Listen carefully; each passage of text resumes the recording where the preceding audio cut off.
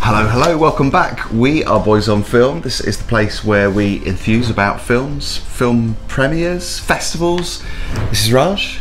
Hey. I'm Phil, and today it's all about South by Southwest. Gin and tonic.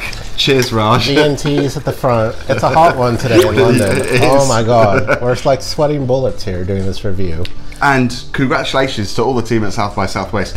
We're a little bit on from the festival. Obviously, it was weeks ago. When was it? A month ago now? Mid-March, yeah. So we've been collecting our thoughts on the festival. We've got loads of films to review that are up and coming, so we'll do those separately on separate videos, so make sure you subscribe. And yeah, leave us your thoughts. If you've attended the festival this year, you've been previous years, but not this year, because we did it all online. Yeah, so I think this will be my 7th year. Wow. And 2nd year online. But yeah, as always, they've the best programming when it comes to films that I like. Yeah. So yeah, another great festival year, another really good year for upfront TV. The Girl from Plainville, they showed the first couple of episodes. DMZ with Rosario Dawson, that was really good. We Crashed, we saw the first episode, I believe, and then as soon as it came out afterwards, I like binged the entire series. So if you haven't watched We Crashed yet, it's on Apple TV, I think. And do you know what I love about this is that you've seen so many things that I haven't seen this year, and I have to say overall I think all the stuff that I did see I was really pleasantly surprised by and intrigued by or fascinated by.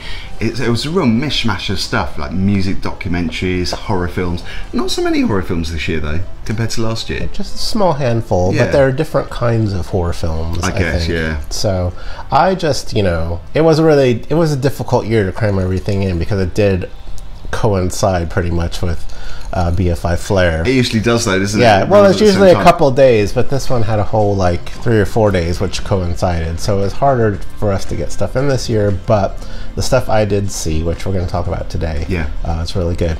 And one of the highlights for me, I don't know if you caught the Dolly Parton live stream or not. I didn't, no, I really wanted to. It was always so the way good though, isn't it? You pick out stuff that you want to see. It's like going to an actual festival, a music festival. Yeah. You pick out stuff you want to see in it. You never stick to the plan, or very rarely, I think. Well, it was at like really late our time, the live stream. I had to stay up pretty late to watch it, but kudos to the team who pulled that together. It was a really good show. I felt like it was the kind of, I'm a Dolly Parton fan, but it was the kind of show I would have loved to see her perform. It was like 3 of her new songs from her new book that she's promoting. And then the soundtrack to that, and then it was the hits. Yeah, it's like that's what I really. Oh, you gotta have the hits. Yeah, gotta have the hits. Dolly's all about hits. And then our Austin correspondent, Javi, was actually in the audience for that, so it was kind of cool. I just felt like we were all together watching Dolly. It was such a good production. Yeah.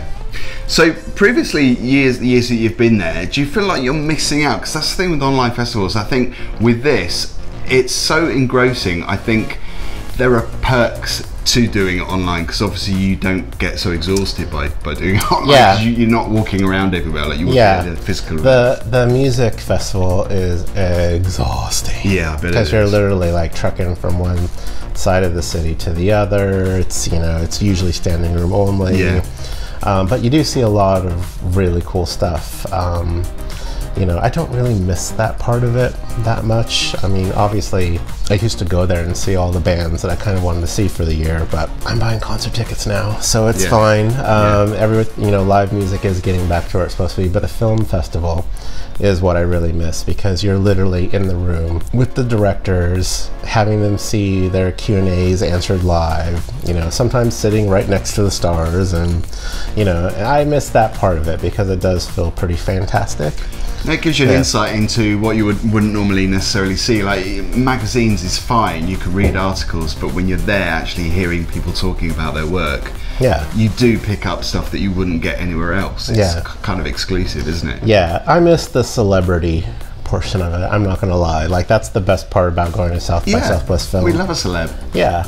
And and the little swag that you usually get after you leave and stuff like that is what I really miss. But you know, for the past couple of years that it's had to pivot online, that the film side of things has just been spectacular. Yeah. They could ease up on the, you know, geolocation rights on a few things for us that aren't, you know, in the US, but you know, what we did get to see was really good. So there are a couple of things that I didn't see at South by. One of those that I really want to see was X. That was top of my list. I didn't actually see it at the time, although I've recently seen it. But I think overall, I think I saw around 10 films, which I'll talk about another time. But what were your highlights if you had to pick out your favourite thing at South by 2022? What would it have been?